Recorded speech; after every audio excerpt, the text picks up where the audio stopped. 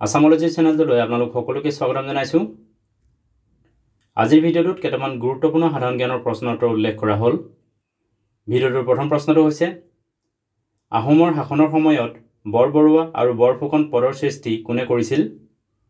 উত্তৰ স্বৰ্গদেউ প্ৰতাপ সিংহ। ভিটামিন এক অন্য কি নামেৰে জনা যায়? উত্তৰ ভিটামিন এক ৰেটিনল নামেৰে জনা যায়। ভাৰতীয় সংসদে কিমান চনত নাগৰিকত্ব আইন গৃহীত কৰিছিল? উত্তৰ 1955 চনত। বায়ুমণ্ডলৰ কোনটো স্তৰত বতৰ সম্বন্ধীয় পৰিঘটনাসমূহ ঘটে? উত্তৰ ট্ৰপোস্ফিয়াৰ। ট্ৰপোস্ফিয়াৰ হৈছে বায়ুমণ্ডলৰ একেবাৰে নিম্ন স্তৰ। পৃথিৱীৰ বিষুৱীয় ব্যাস আৰু মেৰু ব্যাসৰ মাজৰ পাৰ্থক্য কিমান? উত্তৰ প্ৰায় 43 কিলোমিটাৰ। অৰ্থাৎ পৃথিৱীৰ বিষুৱীয় ব্যাস মেৰু ব্যাসতকৈ প্ৰায় 43 কিলোমিটাৰমান দীঘল। মগধ সাম্ৰাজ্যৰ ৰাজধানী কি আছিল? উত্তৰ মগধ সাম্ৰাজ্যৰ ৰাজধানী পাটলিপুত্ৰ আছিল। কোনডাল ৰেখাই ভাৰতবৰ্ষক উত্তৰ আৰু দক্ষিণ হিচাপে দুটা ভাগত বিভক্ত কৰিছে? উত্তৰ কৰ্কট ক্ৰান্তি ৰেখাই। ভাৰতীয় সংবিধানৰ কোনটো অনুচ্ছেদে অস্পৃশ্যতা বৰ্জন কৰিছে? উত্তৰ অনুচ্ছেদ নং 17। ৱাইল্ড লাইফ প্ৰটেকশ্যন এক্ট অৰ্থাৎ বন্যজীৱ সংৰক্ষণ আইন কেতিয়া গৃহীত কৰা হৈছিল? উত্তৰ 1972 চনত। DRDOৰ সম্পূৰ্ণ অৰ্থ কি? উত্তৰ DRDOৰ ফুল ফৰ্ম হ'ল defence research and development organisation. য়াৰুইংগম গ্ৰন্থৰ লেখক কোন? উত্তৰ বীৰেন্দ্ৰ কুমাৰ ভট্টাচাৰ্য।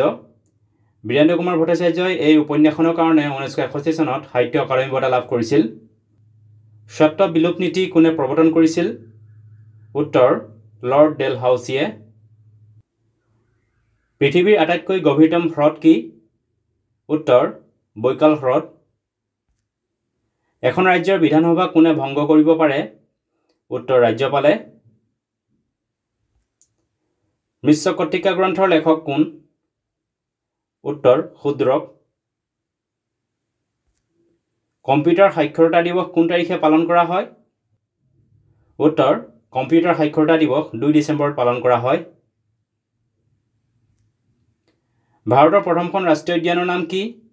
উত্তৰ জিম কৰবেট ৰাষ্ট্ৰীয় উদ্যান। এই ৰাষ্ট্ৰীয় উদ্যান উত্তৰাখণ্ডত অৱস্থিত। এই ৰাষ্ট্ৰীয় উদ্যানক পূৰ্বতে হেইলে ৰাষ্ট্ৰীয় উদ্যান নামেৰে জনা গৈছিল। বৌদ্ধ ধৰ্মৰ প্ৰধান ভাগ দুটা কি কি? উত্তৰ হীনযান আৰু মহাযান। মঞ্চবদাৰী প্ৰথা কোনে প্ৰৱৰ্তন কৰিছিল? উত্তৰ আকবৰে। কৃত্ৰিমভাৱে ফল মূল পকাবলৈ বিশেষকৈ কি গেছ ব্যৱহাৰ কৰা হয়? উত্তৰ এথিলিন গেছ। কথাকলি বিশেষকৈ কোনখন ৰাজ্যৰ এক শাস্ত্ৰীয় নৃত্য? উত্তৰ কেৰালা। ভাৰতীয় খেলুৱৈ গুকেশ দমাৰাজু কোনবিধ খেলৰ লগত জড়িত? উত্তৰ দবা খেল। দক্ষিণ ভাৰতৰ অতি জনপ্ৰিয় দুবিধ খাদ্য কি? উত্তৰ ডোচা আৰু ইডলি। চেনাব নৈ কোনখন নদীৰ উপনৈ? উত্তৰ সিন্ধু নদী। ঋণৰ লগত জড়িত EMI ৰ সম্পূৰ্ণ অৰ্থ কি? উত্তৰ EMI ৰ ফুল ফৰ্ম হ'ল ইকুৱেটেড মান্থলি ইনষ্টলমেণ্ট। বেলিমাৰ নাটকৰ লেখক কোন? উত্তৰ বেলিমাৰ নাটকৰ লেখক হৈছে লক্ষ্মীনাথ বেজবৰুৱা। অন্ধ্ৰপ্ৰদেশৰ ৰাজধানীৰ নাম কি? উত্তৰ অন্ধ্ৰপ্ৰদেশৰ ৰাজধানীৰ নাম হ'ল অমৰাৱতী। বিশ্ব খাদ্য সুৰক্ষা দিৱস কোন তাৰিখে পালন কৰা হয়? উত্তৰ 7 জুনত। লোকসভাৰ প্ৰথম উপাধ্যক্ষ কোন আছিল? উত্তৰ MA আয়েংগাৰ। আনহাতে লোকসভাৰ প্ৰথমগৰাকী অধ্যক্ষ আছিল GV মাভলাংকাৰ। চীনা পৰিব্ৰাজক ফাহিয়ান কোনগৰাকী শাসকৰ দিনত ভাৰতলৈ আহিছিল? উত্তৰ দ্বিতীয় চন্দ্ৰগুপ্ত শাসনৰ সময়ত। ভাৰতীয় সংবিধানৰ ৰক্ষাকৰ্তা বুলি কাক কোৱা হয়? উত্তৰ উচ্চতম ন্যায়ালয়।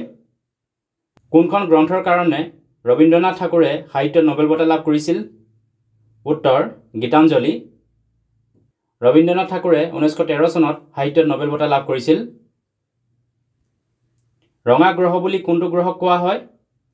উত্তৰ মংগল গ্ৰহ। মংগল গ্ৰহৰ উপগ্ৰহ দুটা হ'ল ফবছ আৰু ডিমছ। দেৱানম্প্ৰিয় প্ৰিয়দৰ্শী বুলি কোনগৰাকী শাসকক জনা যায়? উত্তৰ সম্ৰাট অশোক। আহোমৰ প্ৰথমগৰাকী বৰপাত্ৰ গোহাঁই কোন আছিল? উত্তৰ কনচেং বৰপাত্ৰ গোহাঁই। চিয়াচেন গ্লেচিয়াৰ কোনখন কেন্দ্ৰীয়শাসিত অঞ্চলৰ অন্তৰ্গত? উত্তৰ লাডাখ। হুমায়ুনৰ পিতৃৰ নাম কি আছিল? উত্তৰ বাবৰ। ভাৰতৰ সৰ্ববৃহৎ লুণীয়া পানীৰ হ্ৰদৰ নাম কি? উত্তৰ সম্ভৰ হ্ৰদ। এই হ্ৰদ ৰাজস্থানত অৱস্থিত। জাপানৰ সংসদক কি নামেৰে জনা যায়? উত্তৰ জাপানৰ সংসদক ডায়েট নামেৰে জনা যায়। অপাৰেশ্যন ফ্লাড কোনবিধ খাদ্য সামগ্ৰীৰ উৎপাদনৰ লগত জড়িত? উত্তৰ গাখীৰ উৎপাদন। এইকেইটা আছিল কেইটামান গুৰুত্বপূৰ্ণ জিকে। ভিডিঅ'টো চোৱাৰ বাবে ধন্যবাদ। যদি ভিডিঅ'টো ভাল লাগিলে লাইক কৰিবলৈ লগতে চেনেলটো ছাবস্ক্ৰাইব কৰিবলৈ অনুৰোধ জনালোঁ। ধন্যবাদ।